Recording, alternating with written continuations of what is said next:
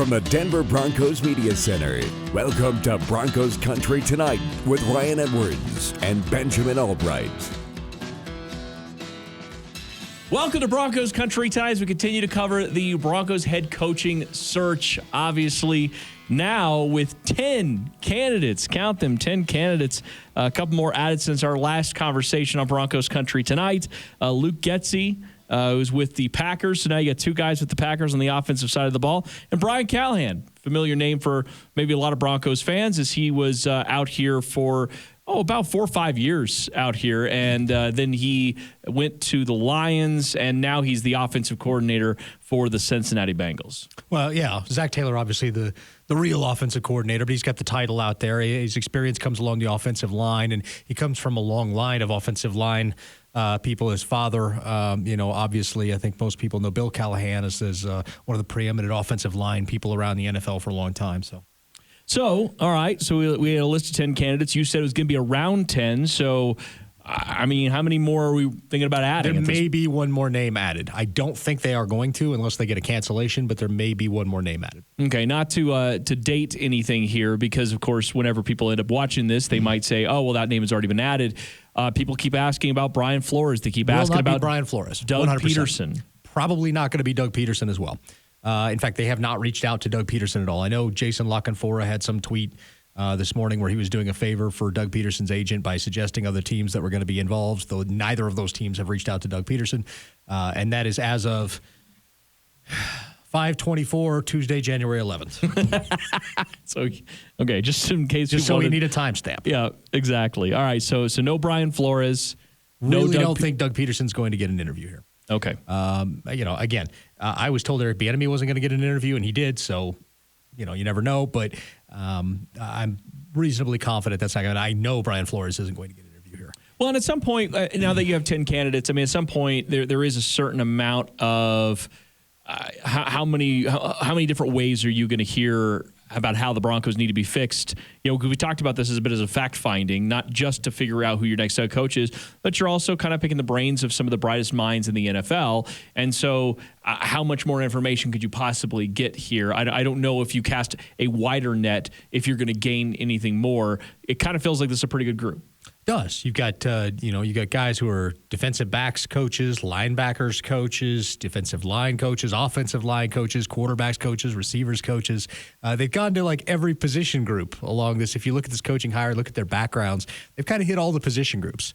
And I think what the first thing they're going to do when they sit down with a lot of these guys is say, what do you think of this position group? What are their strengths and weaknesses? I think that's one of the things. I don't think every one of these guys is necessarily a serious candidate for head coach. I think there's the opportunity for them to convince the Broncos they are. But I think a lot of these guys are guys they're looking at that they want to create relationships with, get a little intel from, potentially be an offensive and defensive coordinator for someone else if they're hired, or just maybe they were impressed with them before and want to see what they have now. So I think it's important to view this through that lens and go from there.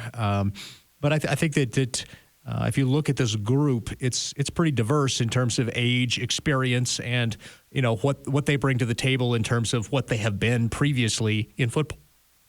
Okay, so let's talk first about guys like Luke Getsy, who's the passing game coordinator and quarterbacks coach with the Green Bay Packers, because it would be a pretty severe jump from that role to potentially a head coach. So going along the lines of what you were saying, as guys that might actually be interviewing for more than one job here, potentially, even though it's under the perspective of, and the NFL does this all the time, under the perspective of, well, we're bringing you in for a head coaching job, but you know what? Hey, if we really like you, maybe we look at you down the road as an offensive coordinator or defensive coordinator. Or, again, it's all networking. In the end, everything in the NFL is networking, so a good interview here could get you a good interview down the road, too. Right. I look at Vance Joseph. It parlayed yourself into a head coaching gig. I think Luke Getsy and Gerard Mayo are actually interviewing for coordinator roles. I do. I think that, they're interviewing for head coach, but they're really interviewing for coordinator jobs neither of them have ever had. Well, I take that back. Getsy was the offensive coordinator at Mississippi State for a season. But overall, these guys come from different backgrounds. I mean, Getsy comes from a scouting background. He was scout and defensive quality control. A couple of those guys in this group. A couple of those guys in there. And George Paton appreciates that because he comes from that background. So, there's something to be said for that as well. Jonathan Gannon's another guy that comes from that kind of background. He was a scout for the Rams for a few years. So there's a diversity of experience in this group of candidates. And, I think that's a good thing. And I think that, having fresh eyes, some of these people are people Paton's worked with before. Some of them aren't. Some of them have no tangential connection to the Broncos or to George Paton whatsoever. And I think that that's a good thing because it allows you to step outside yourself for a minute. It allows you to step outside of kind of the groupthink that you've been in and have a differing lens or a differing perspective come in and analyze your problems and tell you what they see as well. So I like this group of candidates. I know people are underwhelmed by the overall head coaching experience because no one outside of Dan Quinn has any. But I like the group as a whole. So that's really kind of where I was going to go next is the one knock you have against this is the head coaching experience at the NFL level. And either that is intentional. I mean, assume it's intentional. It's always intentional. But, I mean, you've been making no mistake about telling everybody that you thought Dan Quinn was the best candidate for the job on Broncos Country Tonight, the radio show. I know you've done it a couple times here on the TV show. Is that kind of pointing in that direction? And, again, I'm not saying that he's a shoo-in, but there are a lot of people very, I think, succinctly tying him to this job as a result of being the only guy that has that experience. I've talked about Dan Quinn since before Halloween as probably the next head coach of the Denver Broncos, and I'm not going to steer off that. I think that Dan Quinn would have to blow the interview, or Dan Quinn would have to say, I don't want the job for someone else to get the job in this. I think Nathaniel Hackett is in consideration. I think all these guys are in consideration, but I think Dan Quinn is the favorite in the clubhouse, and I think that based on some conversations that I've had with people in Dallas, they believe Dan Quinn is the next Broncos head coach. And when I say in Dallas, I mean Dallas Cowboys, not Dallas media. Right. So I think they believe Dan Quinn is the next coach of the Denver Broncos. Does that mean it happens?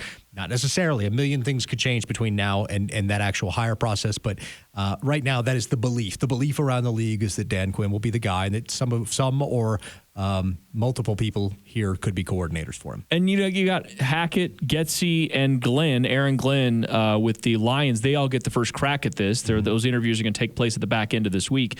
So what's interesting is historically with John Elway, we had a little bit of a beat on this. If you get to be one of the last coaches in, that usually is the direction he ends up going.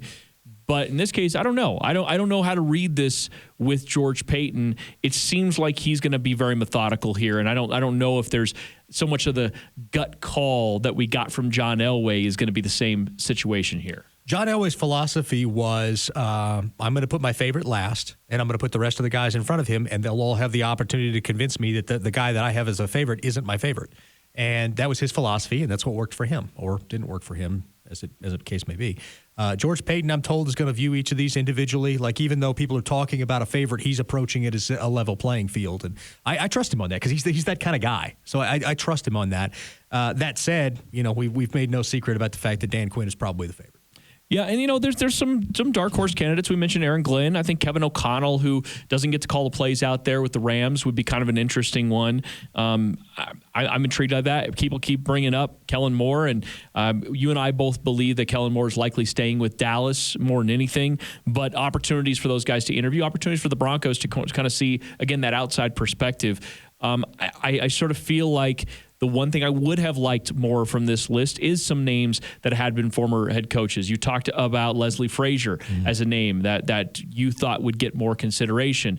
Pep Hamilton was a name that you thought might get some consideration. Jim Caldwell, Byron Leftwich. Leftwich didn't have the experience, but from what I understand with the Leftwich thing, I believe that he's probably headed elsewhere, and so I think that's why they left him off, because they knew he was probably going elsewhere. Which is fine. And again, one of the reasons I think that people don't really understand about how this list comes together is this is after they've done the background, the exhaustive part. Yeah, that's exactly right. They've whittled this list down. That's right. From the original list was about 28 names. So this list of 10 is down from about 28 names. Yeah, and so as you and I talk on the radio or on the TV show here, or as I guess fans and other media talk about the names and like, oh, wouldn't it be great? Wouldn't it be great? Wouldn't it be great? They've already vetted that out. It's not like they've ignored or aren't aware of any of those candidates. Right. Joe Judge was never on that list. I'm just going to, but that's the thing. If you put together a giant list and you start whittling it down, you do background on these guys. Okay, do these guys have problematic background? And one of the guys who's getting interviewed does have problematic background, but they've been through some of that. So, are these things? Do we believe that this guy can elevate the program? Does he have the experience? Can he put the staff together? Is he going to be available? Does he want the job? And so they start to like whittle that list down to a comfortable, number of names that they feel like they can interview. So, well, it's obviously something we're going to continue to track. We'll have more updates as the week goes on. For Benjamin Allbright, I'm Ryan Edwards. Thanks for watching Broncos Country Tonight.